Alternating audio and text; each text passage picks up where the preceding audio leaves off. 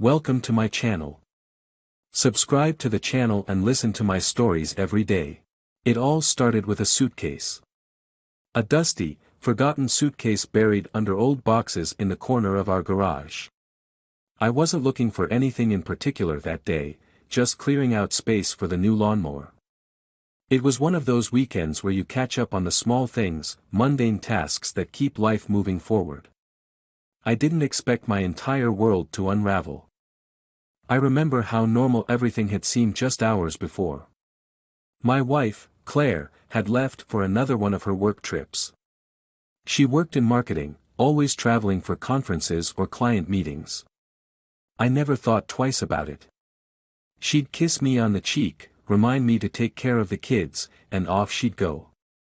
I was used to being the one who stayed behind, holding down the fort, as they say. But that suitcase changed everything. I'd thought it was just old junk. Maybe some clothes she'd forgotten about, or things from her college days. We'd been married for almost a decade, and we'd built a life together, 2 kids, a house, a routine. I never questioned it. I never thought I had to. But as I unzipped that suitcase and flipped it open, I saw the first crack in the facade of my perfect life. Inside were souvenirs. Little trinkets from cities she had never mentioned visiting. Keychains from Boston, postcards from Miami, a scarf with the skyline of Chicago printed on it. My mind started spinning. I'd never known her to go to these places. At least, not for work. And yet, here were the souvenirs, the memories of trips she'd taken without me, without even telling me. At first, I wanted to believe there was an innocent explanation. Maybe they were gifts from coworkers, or maybe she'd picked them up on layovers. But the deeper I dug into that suitcase, the less sense it made.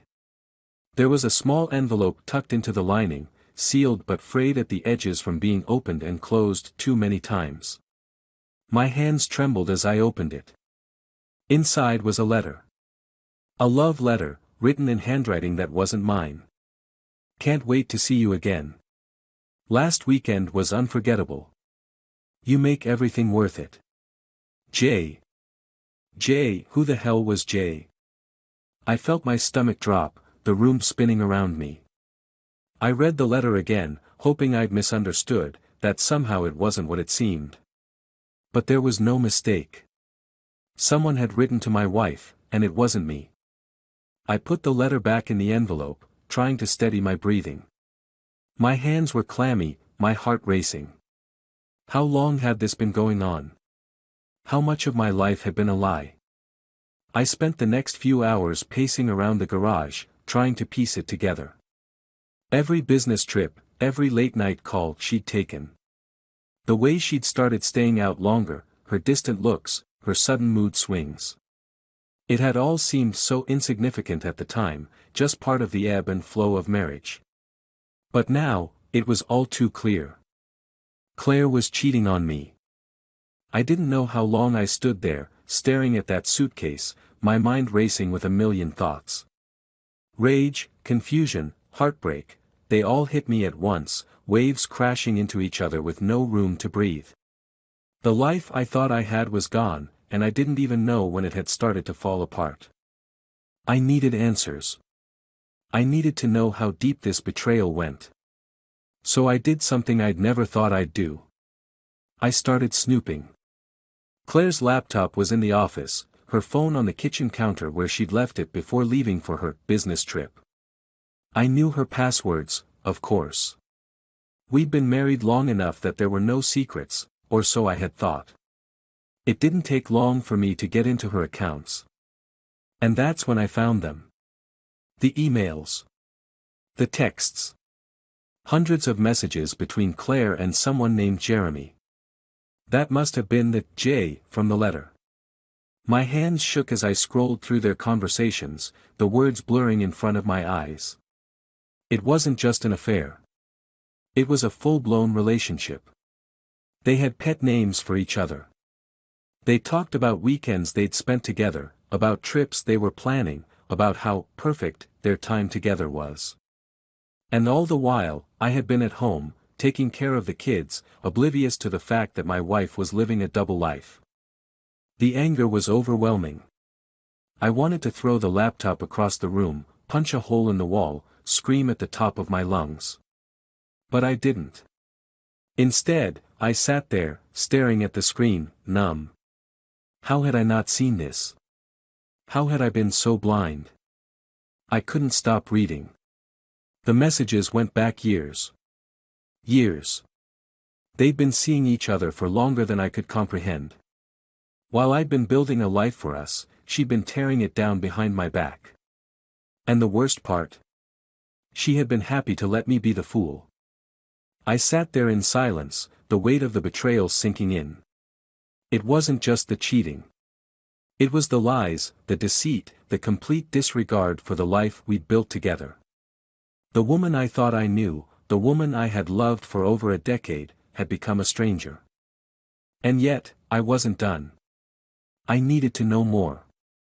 I needed to confront her, to make her see what she had done to me, to us, to our family. But I wasn't going to rush into it. No, I wanted to hit her where it would hurt the most. She had taken away my trust, my peace of mind, and the stability of our family. Now, it was time for me to take something back. I logged into our joint bank account, transferred half of the money into a separate one in my name. She wouldn't notice right away, but when she did, it would be the first sign that her perfect little affair wasn't going to end the way she'd hoped. And then, I went deeper. I started deleting emails, planting subtle hints in her inbox that would make her look unprofessional at work. I knew her boss had a zero-tolerance policy for impropriety, and Claire had always been careful to keep her work life spotless. But I was about to change that. It wasn't enough to just leave her. I wanted her to feel the same helplessness, the same fear that I had felt when I first opened that suitcase. I wanted her to lose everything she had taken for granted, her job, her reputation, her security. As the hours passed, I felt a strange calm settle over me. This wasn't just about revenge. It was about reclaiming control of my life. Claire had taken so much from me, and now, I was going to take it back, piece by piece. By the time I closed her laptop and set it back where I had found it, I knew there was no turning back. The marriage was over. But before I walked away, I was going to make sure Claire understood exactly what she had done. She thought she could have it all, her affair, her family, her perfect little life. But she was wrong. She had underestimated me. The days after discovering Claire's betrayal were a blur. I went through the motions, getting the kids ready for school, going to work, pretending everything was normal, but inside, I was unraveling. The anger and pain gnawed at me, but I kept it hidden beneath a mask of calm. I had to be smart about this. If I let my emotions take over, I'd lose control. And control was the one thing I wasn't willing to lose again. Claire came back from her business trip 3 days later, just as she had promised. She walked through the front door, looking every bit the part of the perfect wife returning home from a hard few days of work. She smiled, kissed me on the cheek, and hugged the kids, all while I watched her in disbelief. How could she be so casual? So normal? How could she come back to the home we shared, to the life we built, after spending the weekend with another man? I stood in the kitchen, pretending to make dinner while she unpacked her bags in the bedroom. I kept my back to her, stirring a pot of sauce that I wasn't really paying attention to. My mind was racing. Should I confront her now? Should I scream at her, let the rage boil over? Or should I wait, play it cool, let her dig herself deeper? In the end, I decided on the latter. I wasn't ready for the confrontation yet. I needed more time to gather myself, to figure out exactly how I wanted this to go down. I wanted her to feel the weight of her choices, to understand just how deeply she had hurt me. And that would take patience. At dinner, Claire talked about her trip as if nothing had changed. She mentioned a conference she supposedly attended, the clients she had met with. She even told the kids she'd brought them back souvenirs, small keychains and magnets from a place she hadn't actually been. I knew they were lies, every word, but I nodded along, acting the part of the dutiful husband. The kids laughed and talked about school while Claire smiled, completely unaware that her world was about to come crashing down. Later that night, after the kids had gone to bed, I found myself sitting on the couch, scrolling through Claire's phone. She was in the shower, getting ready for bed, and I had her phone in my hand, unlocked and open to her messages. I read through her latest conversations with Jeremy, biting back the bile rising in my throat as I skimmed over their plans for another rendezvous. He called her babe, said he missed her, asked when they could see each other again. It took everything in me not to throw the phone across the room. Instead, I took screenshots. I wasn't just going to confront her. I was going to have evidence. I wanted her to know that I had every single detail, that she couldn't weasel her way out of this. No excuses, no lies. I wanted to back her into a corner, force her to face the truth. And I knew that once I had enough, there would be no escaping what came next. I slipped her phone back on the nightstand just as she came into the bedroom, towel wrapped around her, hair damp. She smiled at me like nothing was wrong. "Long day?" she asked, climbing into bed. "Yeah," I mumbled, barely meeting her eyes. I couldn't look at her, not without the anger flaring up again. The sight of her pretending everything was fine made my blood boil, but I kept it in check. She leaned over to kiss me goodnight, and for a brief moment, I almost flinched. How many times had she done this before, kissed me with lips that had touched someone else? I fought the urge to pull away and let her kiss me on the cheek. The weight of the betrayal was suffocating, but I kept my composure. "Good night, babe," she whispered before turning off the lamp and settling into bed.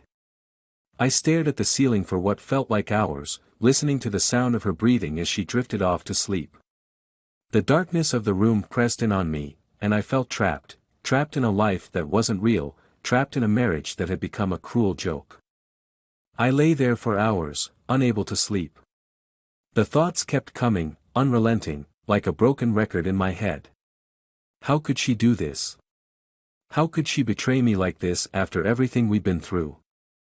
I wanted to shake her awake, demand answers, make her feel the pain she had caused me. But I didn't. I stayed quiet, biding my time. The next day, I put phase 2 of my plan into motion. I called Claire's office. Using a voice that I barely recognized as my own, I pretended to be a client she had worked with. I told them I had concerns about some inappropriate behavior during one of her recent business trips. The receptionist sounded confused, but I pushed on, insisting that I had seen Claire in compromising situations. I didn't give too many details, just enough to plant the seed of doubt. By the time I hung up the phone, I knew it was only a matter of time before her boss got wind of it. Claire had always prided herself on being professional, on keeping her work and personal life separate. But now, her perfect image was about to crumble, and she wouldn't even see it coming. That evening, I picked up the kids from school and took them out for ice cream.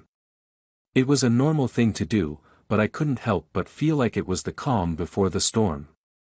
They were laughing, happy, oblivious to the chaos that was about to tear through their lives. I felt a pang of guilt, wondering if I was doing the right thing. But then I remembered the emails, the texts, the lies. Claire had made her choice, and now she had to live with the consequences. When I got home, Claire was already there, sitting at the kitchen table with her laptop open. She looked up as I walked in, her face pale, her eyes wide with shock. "Mark," she said, her voice trembling. "We need to talk." I felt my pulse quicken. She knew. Or at least, she knew something was wrong. I kept my expression neutral, playing the part of the concerned husband. "What's going on?" I asked, feigning confusion. "I got a call from HR today," she said, her hands shaking as she ran them through her hair. "Someone made a complaint about me. Something about inappropriate behavior on one of my trips. They're investigating, Mark. I could lose my job." I nodded slowly, pretending to process the information. "That's terrible," I said, my voice calm. "Do you know who made the complaint?" She shook her head, tears welling up in her eyes. "No, I don't understand any of this. I've always been careful. I've never done anything that could jeopardize my career." I almost laughed at the irony. She had no idea what was coming next. "Don't worry," I said, reaching out to squeeze her hand. "I'm sure it's just a misunderstanding. It'll blow over." But it wouldn't blow over. I had made sure of that. This was just the beginning. As the days passed, I watched as Claire's world slowly unraveled. Her boss called her in for meetings, emails became tense, and the investigation loomed over her like a dark cloud. She was stressed, on edge, but still, she had no idea that I was the one pulling the strings. I kept up the facade of the supportive husband, all while preparing for the final strike. I knew I couldn't keep this up forever. Eventually, she would figure it out, or I would slip. But for now, I had the upper hand, and I intended to use it. One night, as I was sitting in the office, going over our finances, it hit me. It wasn't enough to ruin her career. I needed to destroy the entire foundation of her life. She had taken everything from me, my trust, my dignity, my peace. Now it was time to take it all back. I stared at the papers in front of me, the numbers swimming in my head. The joint account, the mortgage, the savings, all of it was tied to our marriage, to the life we had built together. But what if I took it all away? What if I left her with nothing? The idea planted itself in my mind, and I couldn't shake it. I was going to leave her. But not before I made sure she was left with nothing but the ashes of the life she had destroyed. I started making my plans. The decision to leave Claire was final, but it had to be done in a way that would leave her reeling, as much as I had been. I wanted her to feel the full weight of what she had done, not just emotionally, but financially and socially. I wanted her to experience the loss, the betrayal, the devastation that had consumed me. For the next week, I meticulously laid the groundwork. I met with a lawyer, ensuring that when I left, it wouldn't just be a physical departure, but a complete extraction. I'd take everything I could, assets, custody of the kids, the house. I'd leave Claire with as little as possible. She would have to live with the consequences of her choices. There was no way around it. As I went through the steps of dividing our lives, I found myself becoming colder, more detached. Claire had no idea what was coming. She was so caught up in her own whirlwind of stress from the office investigation that she didn't notice the signs. Her attention was consumed by her meetings with HR, the pressure mounting as the gossip about her behavior spread through the company. She didn't see me slowly withdrawing, emotionally preparing to sever ties. One evening, I sat at the dinner table with Claire and the kids, watching them eat as if nothing was wrong. The kids were laughing, talking about their school projects, while Claire sat quietly, picking at her food. She'd been distant for the past few days, clearly shaken by the looming threat of losing her job. But I could see that she still hadn't connected the dots, hadn't realized that her professional downfall was just the beginning. As I watched them, I felt a strange sense of calm wash over me. I was ready. I had been planning my escape for weeks, and everything was falling into place. The bank accounts were already divided, my lawyer had the paperwork ready, and I had quietly secured a temporary place to stay. All that was left was to pull the trigger. But before I did, I needed to confront her. Not just for closure, but to make her understand the depth of her betrayal. I wanted to see the look in her eyes when she realized that I knew everything, that I had known for months, and that I had carefully orchestrated her downfall. That night, after the kids had gone to bed, I waited in the living room for Claire. She came in after cleaning up the kitchen, looking exhausted, the weight of the past few weeks heavy on her shoulders. She sat down on the couch, rubbing her temples, not even noticing the tension in the air. "Claire," I said quietly. She looked up at me, startled by the tone of my voice. "What's wrong?" she asked, her brow furrowed with concern. I stared at her for a long moment, feeling the anger simmering just below the surface. "We need to talk." Her eyes flickered with confusion. "About what?"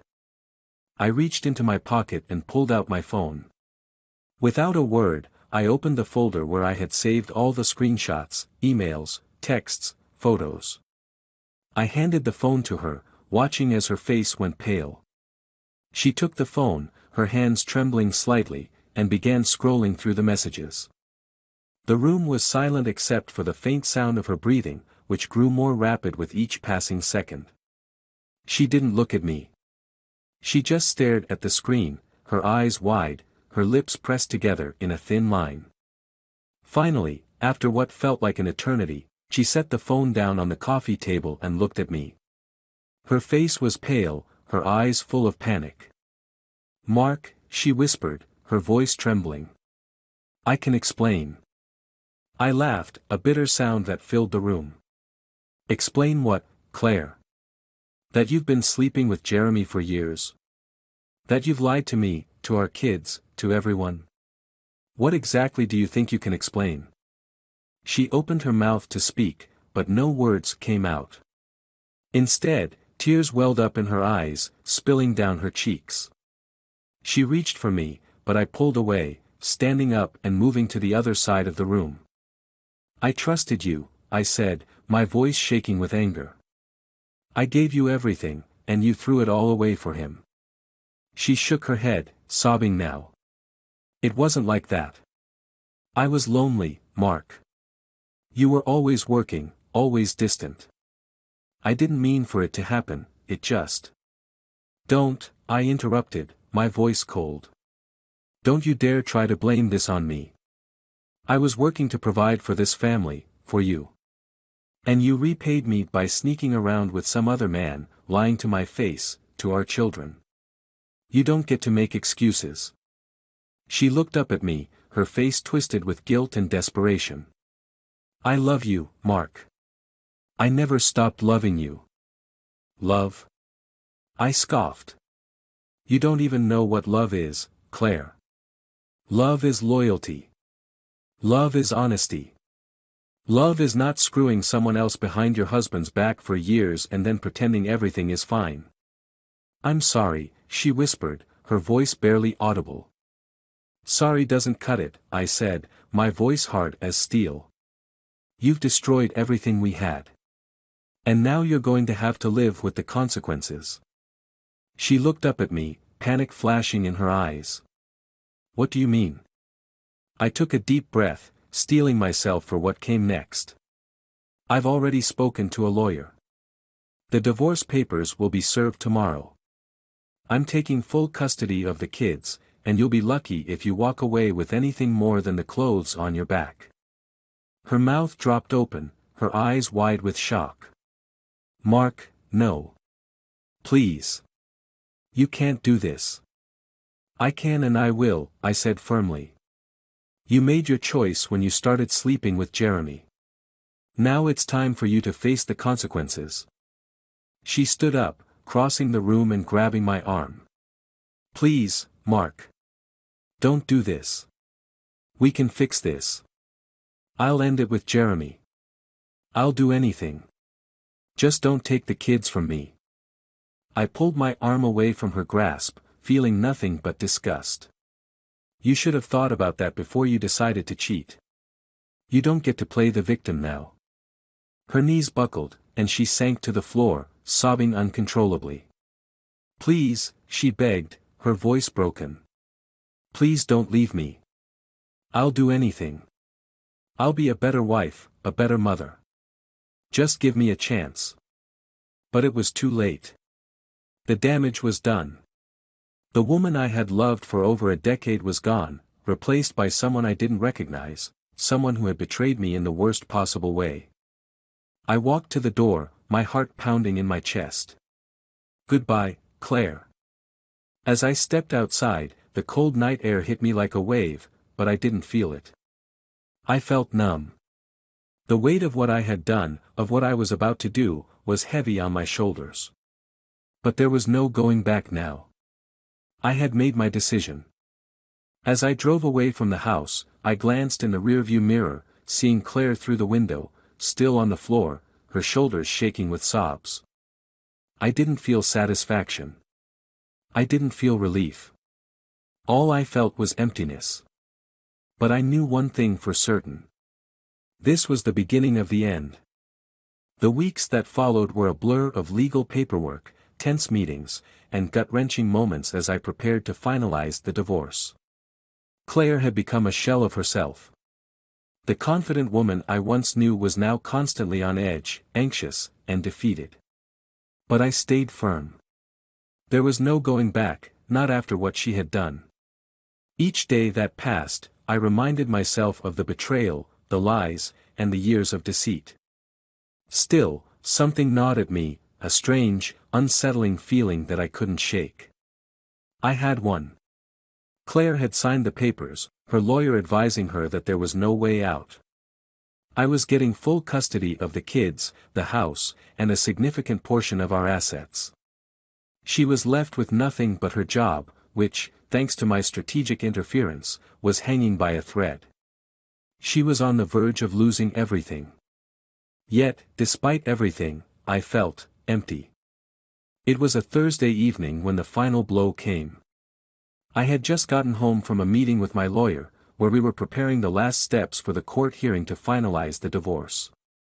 The kids were at my parents' house for the night, and I was alone in the house. Claire had already moved out into a small apartment on the other side of town, and I hadn't seen her in days. The doorbell rang, cutting through the silence of the house. I wasn't expecting anyone, so I cautiously walked to the door, wondering who it could be at this time of night. When I opened the door, my heart nearly stopped. Standing there, looking haggard and defeated, was Jeremy, the man who had destroyed my marriage. I had never seen him in person before, but I recognized him instantly from the photos I had found. "What the hell are you doing here?" I asked, my voice low, barely masking the anger that surged through me. Jeremy shifted uncomfortably, rubbing the back of his neck. "I need to talk to you, Mark. It's important." I stepped outside, closing the door behind me. "You've got 5 minutes," I said coldly. "Say what you need to say and get out." He nodded, swallowing hard. "I don't know how to say this, but Claire wasn't the one who wanted the affair." I stared at him, my mind trying to process the words. "What are you talking about?" I asked, my voice sharper than I intended. Jeremy looked down at the ground, ashamed. "It was me," he said quietly. "I pushed her into it. Claire, she didn't want this. I manipulated her.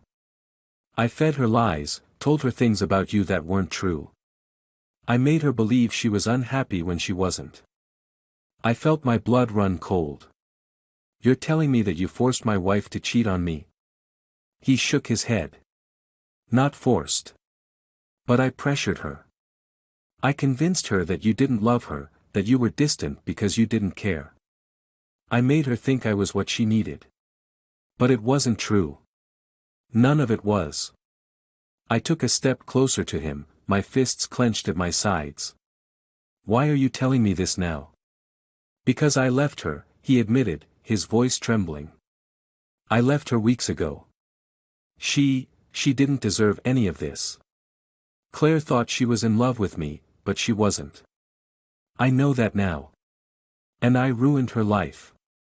I was frozen in place, my mind racing. The rage I had held onto for so long started to crumble, replaced by something far worse, doubt. "Why should I believe anything you say?" I asked through gritted teeth. Jeremy sighed. "You don't have to believe me.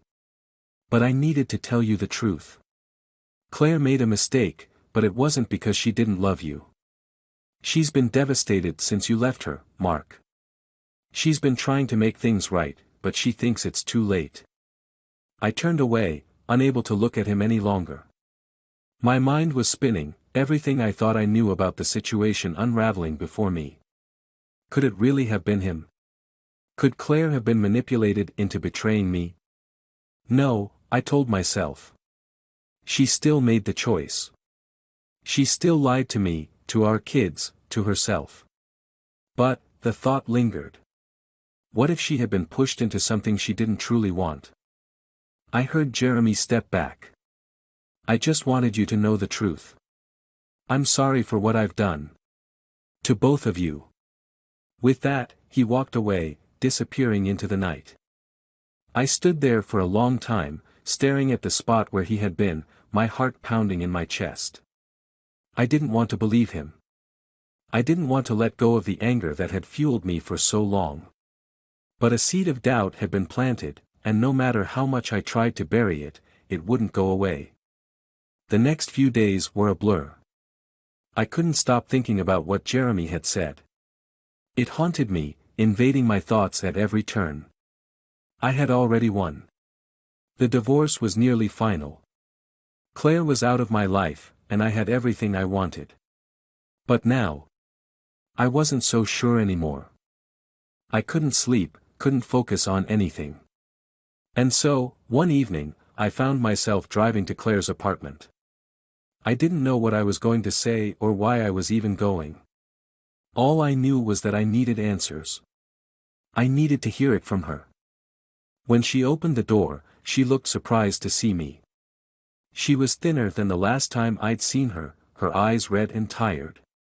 "Mark," she said softly, stepping aside to let me in. I walked into the small apartment, feeling the weight of the silence between us. She closed the door behind me and stood there, waiting. "Jeremy came to see me," I said, my voice flat. She looked down, her shoulders sagging. "I know. He told me." I took a deep breath, trying to steady myself. "Is it true? Did he push you into this?" She nodded slowly, tears welling up in her eyes. "Yes. But it doesn't change the fact that I let it happen. I betrayed you, Mark. I made the choice. I didn't have to, but I did. And I'm so sorry." I stared at her, the weight of her words sinking in. She wasn't denying it. She wasn't making excuses. She was owning up to what she had done. But now, everything felt different. The hatred I had held onto for so long was slipping away, replaced by something else, something I wasn't ready to face. "Why didn't you tell me?" I asked, my voice shaking. "Why didn't you try to fix things?" She wiped her eyes, her hands trembling. "Because I didn't think you'd ever forgive me. I thought I had ruined everything." We stood there in silence, the air between us heavy with regret, pain, and the possibility of something neither of us could name. Finally, I spoke. "I don't know if I can forgive you, Claire. But, maybe we can try." Her eyes filled with hope, but it was a cautious hope, fragile and tentative. She nodded, not daring to speak. And in that moment, I realized something. This wasn't just about revenge, about winning, about making her pay for what she had done. It was about healing. And maybe, just maybe, we both needed that more than anything. The road ahead would be long and painful, and I didn't know where it would lead. But as I stood there, looking at the woman I had once loved, I knew one thing for certain. We weren't done yet.